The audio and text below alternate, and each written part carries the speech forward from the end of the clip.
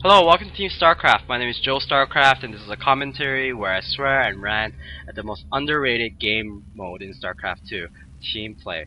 So a little introduction. I started this channel in hopes to share my knowledge of competitive team play in Starcraft 2 and at the same time learn from you, the viewers, about your experiences. So I hope after watching this, you guys leave comments and questions about Starcraft 2, Starcraft 2's team play strategies, and leave constructive criticism about my casting. I would really appreciate it.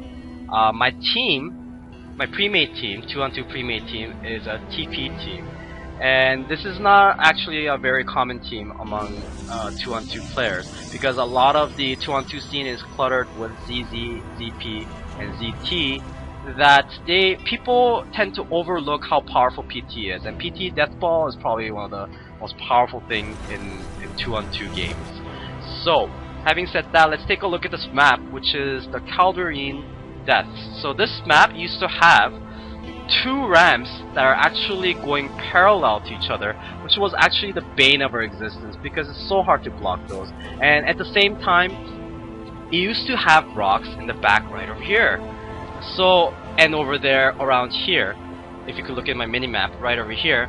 And the thing about these rocks is that it's like, if you don't realize that the rock is being destroyed, and even if you do realize the rock is being destroyed, it's like dropping the soap inside the shower, because once you drop the soap, and it's so easy to drop the soap, it's so damn slippery, and once that happens, it's going to be surprises, and surprises that you would not like to find out.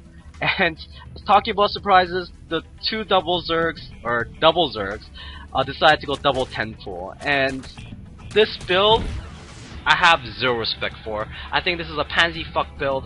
I really don't like it because of the fact that if you're a Zerg player, Zerg has so many options now because they have options like Banelings, Roaches, and all these other options that could possibly win the game long run, like like go expansion plays where they could actually go mass Lings and mass Banelings and mass Roaches and Muta harass and all these things, wonderful things in StarCraft 2 that they have available to them, but they decide to just go 10-4. They go 12 Lings and try to break through a wall that has 400 life or anything like that.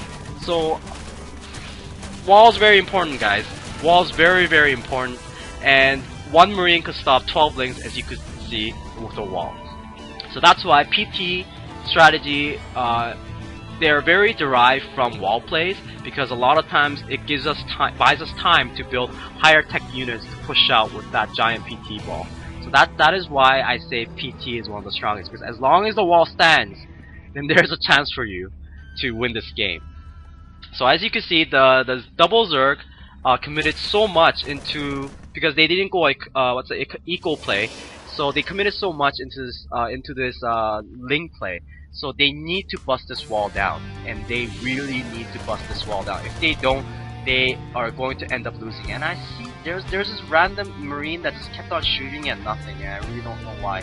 But I think there's a miss going on, and the Zergs need to go on to a very aggressive, high aggressive play. And as you could tell, red and blue, they both decided to go Baneling, and blue decided to cancel his Baneling nest. I don't know why, but whatever. So he decided to create his Baneling nest to try to bust this wall down. So how do you counter something like this? One of the best solutions is building bunkers and having your Protoss partner build sentries to force field the supply depot, because it is highly likely that they're gonna try to ram through and ram to the supply depots. Supply depots have only 400 life, and around 6 to 8 Banelings will definitely destroy it, no problem. So having these extra options like force fields will definitely increase your chances of keeping your wall alive, and at the same time keeping hopes alive to win the game. So let's take a look at what the Protoss is doing, my partner. So he's going on 3 gateway play with he's actually chrono boosting a bunch of units out.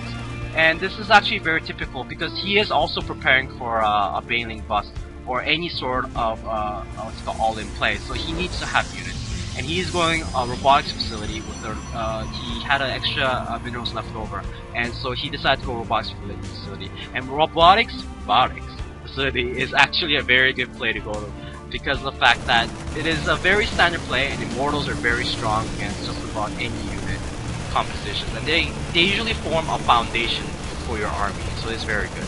So what I'm going is actually a Marine play, and I went late gas. So if I get late gas, oh, here it comes. So the attack is coming, and as you can tell, the force field is doing wonders. The supply depots are living extra lives.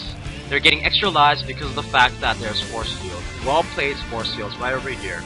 So, oh, the other thing that you guys need to realize and remember is that to have a couple of SCVs there to auto repair the walls. So having 3 or 2 there is very, very good. Oh, so here comes another wave of Banelings that just almost didn't do anything because of the fact that they were force field. And they were funneled into this little hole here where they were target fired by bunkers and not SCVs, these guys are not SCVs, but stalkers. So stalkers were able to focus fire on individual Banelings and save a lot of health and basically save this game.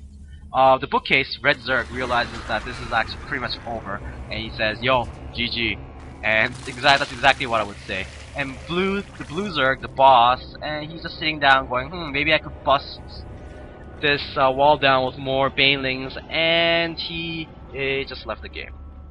So maybe he thought he could win or anything like that, but when we stopped the first wave of Banelings, their chances were very high that we're going to hold out, because we have a lot of units, obviously, and more units were coming, and I was starting to build my factory, and I was going to build my tanks. So once the tanks come out, it's basically game over. Once the siege mode comes in, it's basically game over. So thanks for watching, guys, and leave some comments.